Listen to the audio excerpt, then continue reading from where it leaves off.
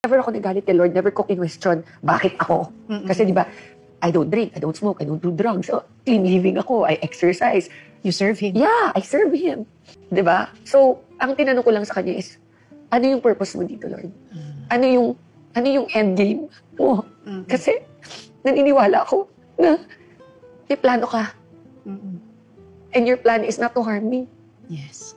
You know, friends would come to me, asking me, paano ka nagpagaling, ganyan? Bukod sa di ba, I would drink supplements while, may na-discover kasi akong supplement while I was undergoing chemo that cut my recovery in 70% faster ako nag-recover. Paano mo na-discover? Research. Yan yung barley? Yes. Really? Yes. Usong-uso yan ngayon. Ako nagdala niya dito. Talaga? Yeah. Paano mo na-discover yun sa barley? Okay, nung may sakit ako, sobrang toxic kasi nung drugs na binibigay nila, na chemo, nakakulong ako sa kwarto. Nilagay nila ako sa parang, alam mo yung parang bubble. Kasi kahit na sinong pumasok na may sipon or whatever, ganun ka mild, pwede ako mamatay. Anong gagawin mo para tulungan ang sarili mo? Ginagawa mo naman lahat na ng sinasabi ng doctors. Doon ako nag-research. Sabi ko, there has to be something na natural, na hindi more drugs, hindi more medicine. It's barley, grass, damo. Damo.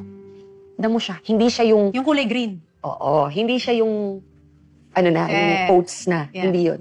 Yung maliit pa lang siya. 20 to 30 centimeters pa lang siya from the ground. So, ikaw Sina-harvest yan ang na. na-research mo? Yes. Tapos, nung nakita mo yun? Tapos, sinabihan ko yung family na nag-aalaga sa akin at the time. Ano nyo naman ako, bilan nyo ako dito. Alam mo, patago, pinasok sa akin sa ospital. Kasi syempre, yung doktor ayaw, di ba? Yeah. Tapos, tuwing ibibigay sa akin yung medicine ko, pag wala na sila, Iinumin mo? nilalagay ko sa tubig, iniinom ko. Oh. Sneaky. Pero nakatulong talaga. Imagine ha, yung first ko, day 18, bago nag-recover. Yung second chemo ko, day 4.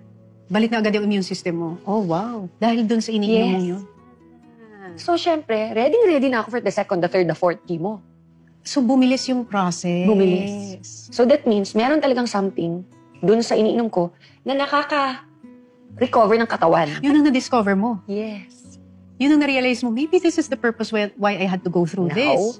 years later, So, ikaw ang nagdala ng barley sa Philippines. Yes. You discovered it while you were going through your chemo. And the reason why you can talk about the barley is because It worked it's from on me. your own experience.